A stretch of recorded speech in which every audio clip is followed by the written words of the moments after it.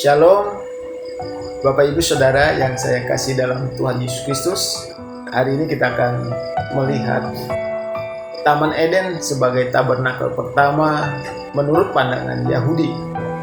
Di dalam kitab Kejadian pasal 2 ayat 8 dikatakan selanjutnya Tuhan Allah membuat taman di Eden di sebelah timur, disitulah ditempatkannya manusia yang dibentuknya itu.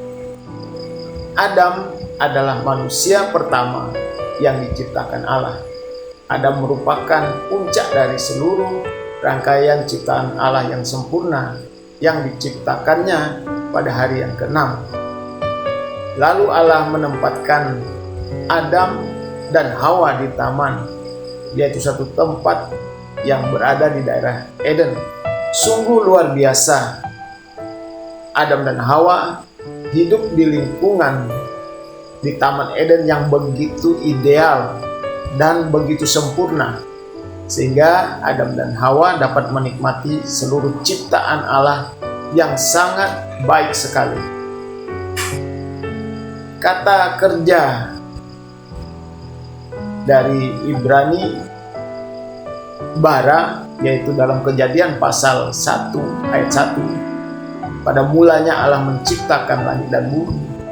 Nah, kata bara menciptakan itu hanya dipakai untuk penciptaan yang bersifat ilahi, yang hanya dapat dikerjakan oleh Allah.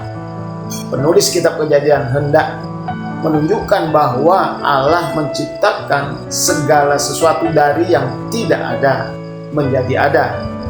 Segala sesuatu yang diciptakan oleh Allah dari yang tidak ada menjadi ada, termasuk ketika Dia menciptakan manusia. Nah, Adam ditempatkan bersama Hawa di taman yang penuh dengan fasilitas yang telah tersedia. Di taman itu tertata rapi dan sangat baik. Tempat itu tempat yang indah, tempat yang ideal untuk kelangsungan hidup manusia pada waktu itu. Nah, di taman itu ada 4 sungai yang mengalir, yaitu Sungai Pison, Sungai Gihon, Sungai Tigris, dan Sungai Efrat. Nah, Bapak Ibu Saudara yang kekasih, Tuhan menumbuhkan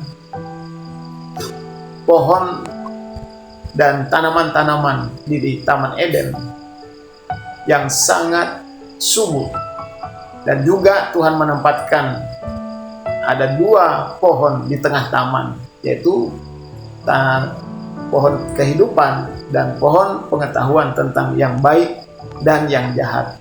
Dan Tuhan memberikan perintah untuk Adam dan Hawa jangan memakan buah pohon pengetahuan tentang yang baik dan yang jahat. Bapak Ibu Saudara yang saya kasih dalam Tuhan Yesus Kristus, di Taman Eden manusia hidup dalam penuh dengan berbagai jenis pohon yang tumbuh subur.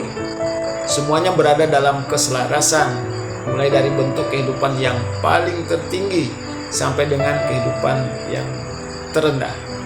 Manusia dan hewan hanya mempergunakan tanaman sebagai makanan. Jadi hewan waktu itu belum diizinkan oleh Allah untuk menjadi makanan manusia. Meskipun ada tugas yang harus dilaksanakan, namun tidak ada pergumulan penderitaan yang mereka rasakan di dalam mengusahakan Taman Eden.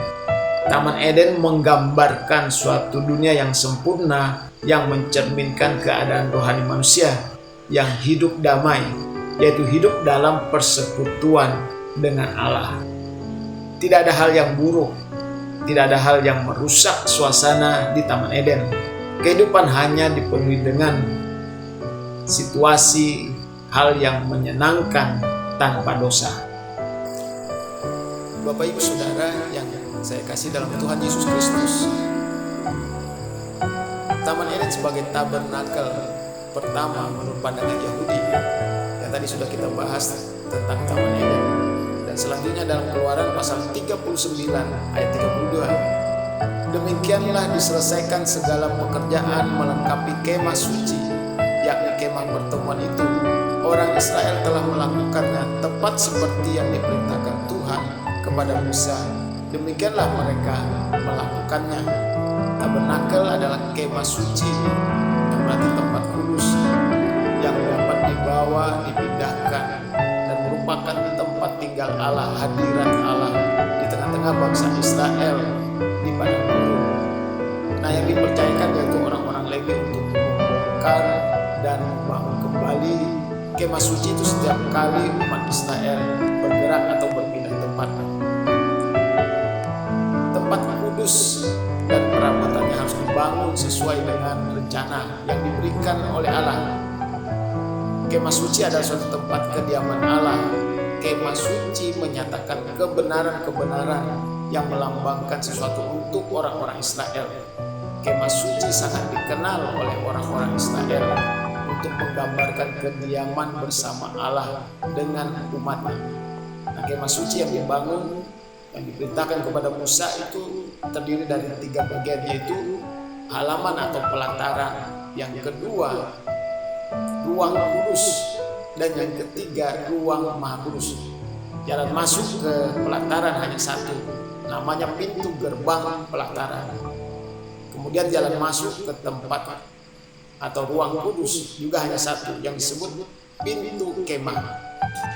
Dan jalan masuk ke ruang tempat maha kudus disebut dengan tabir. Tabernakel merupakan corak penyelenggaraan Allah bagi bangsa Israel untuk menghampirinya. Nah, tabernakel merupakan lambang kehadiran Allah. Yang menjadi kesimpulan, Bapak Ibu Saudara, hubungan antara Taman Eden dan tabernakel dapat disimpulkan dalam 2 hal. Taman Eden itu tempat hadirat Allah, kehadiran Allah. Nah, ini juga merujuk kepada kemah suci yang dibangun kemudian, yaitu tempat tinggal Allah untuk bersekutu dengan umat Israel. Kemudian di taman itu Adam ditempatkan sebagai imam yang mengelola. Nah, kata mengelola, menjaga juga diterjemahkan melayani atau menjaga di dalam Perjanjian Lama untuk menggambarkan pekerjaan imam.